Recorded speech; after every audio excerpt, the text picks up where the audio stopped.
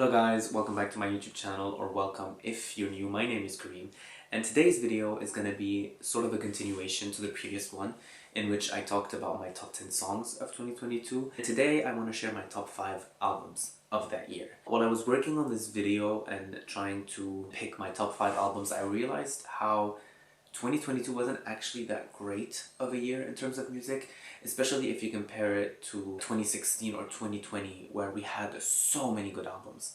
But 2022, picking 5 albums was too easy, and not in a good way. So there won't be any honorable mentions. We're just gonna dive directly into the top 5. At the end, I'm gonna show you my last FM stats so we can compare what I think are my top 5 albums and what 5 albums I listen to the most. And you'll see they're not necessarily the same, which I think is interesting, I guess. So at number 5, we have Renaissance by Beyoncé. I remember on my initial listen, I was so underwhelmed by the album, especially lyrically. It was lacking something compared to her other albums. But obviously, since I'm talking about it today, it grew on me. I think what I really learned to appreciate from this album is the versatility in the songs and in the way she delivers them.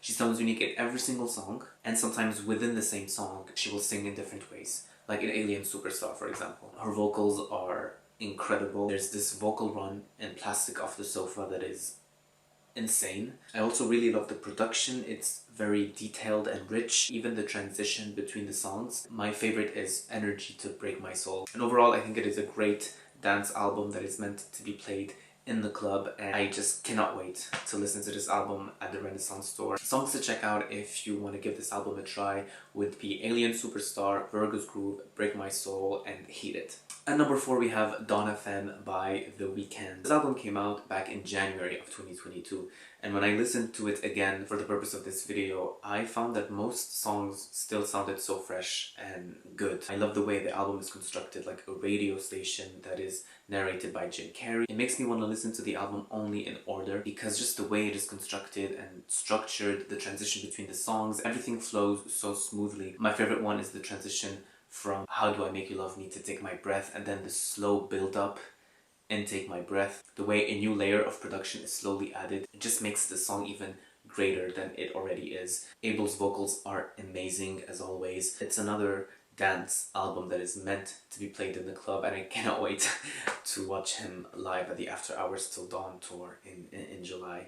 Songs to check out would be How Do I Make You Love Me, Take My Breath, Sacrifice, and Out of Time. And I want to give a special mention to Phantom Regret, which is the outro. You only have Jim Carrey giving sort of a speech, and Abel is doing the background vocals, but it has such a soothing effect on me, and I think it closes the album in a perfect way. At number 3, we have Hold the Girl by Rina Sawayama. Initially, I didn't really like this album. I liked half of the songs, but it slowly grew on me, especially after the concert. I became so obsessed with it, and I think what changed is that going to the concert made me understand what the album really is about. During the show, she was explaining that this album is about her journey through reparenting herself and healing her childhood trauma. Knowing this now, it made me realize how this album is very honest and very personal to Rina, and it just makes listening to this album now even more special. I now love every single song. I can listen to it from start to finish without skipping any song. I love the way she mixes so many genres. Maybe not as much as on her debut album, but I think it is still commendable how she can mix country with pop and rock and alternative and grunge and punk and still make it sound so cohesive. Songs to check out if you want to give this album a chance would be Imagining, Hurricane, Hold the Girl, the title track, and Send My Love to John. This last one is actually written from the point of view of a parent who regrets the way they treated their child, and the way she explained it during the show just gave this song so much meaning, and I really love it now. It's one of my favorites. At number 2, we have Crash by Charli XCX.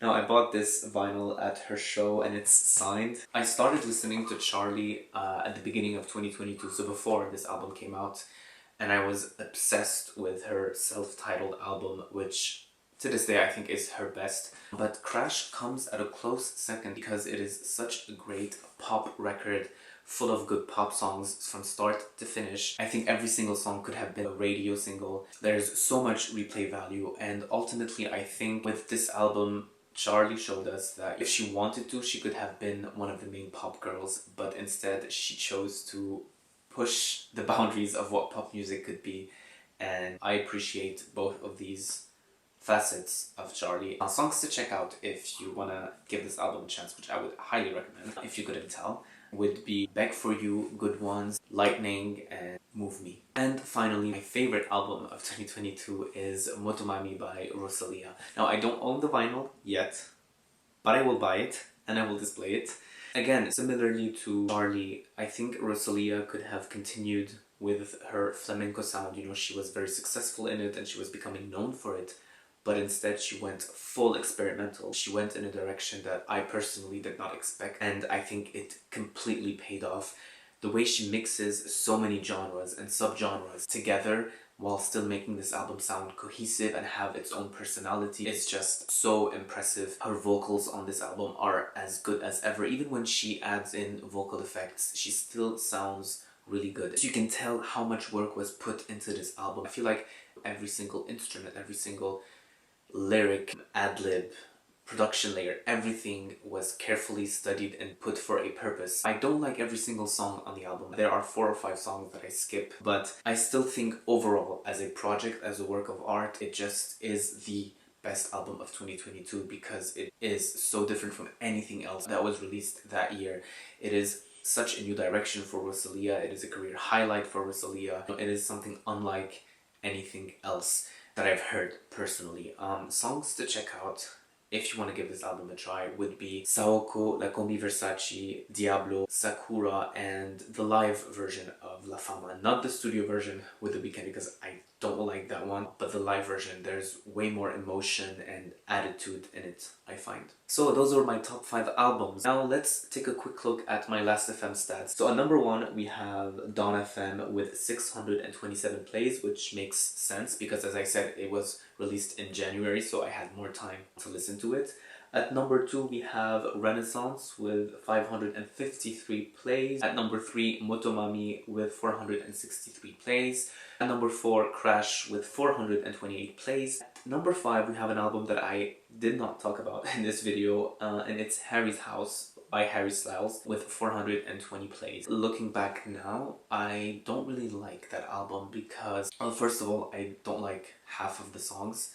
And then, out of the songs that I like, I only still listen to As It Was, Matilda, and Cinema. The rest kind of aged poorly, in my opinion. Overall, I think this is my least favorite Harry album. And then, Rina's album is at number 13 with 200 plays. I think it also makes sense because, as I said, I only started being obsessed with the album after the concert, which was in February. So that was it for this video. I hope you enjoyed it. I hope I made you want to listen to some of these albums, or some of the songs at least. Don't hesitate to tell me what your favorite albums of 2022 were. Maybe some albums escaped my radar, or I could give some of those albums another chance and maybe change my mind about them. I also created a playlist with all the songs that I mentioned in this video, so check it out if you're interested. I'm gonna put it in the description box below.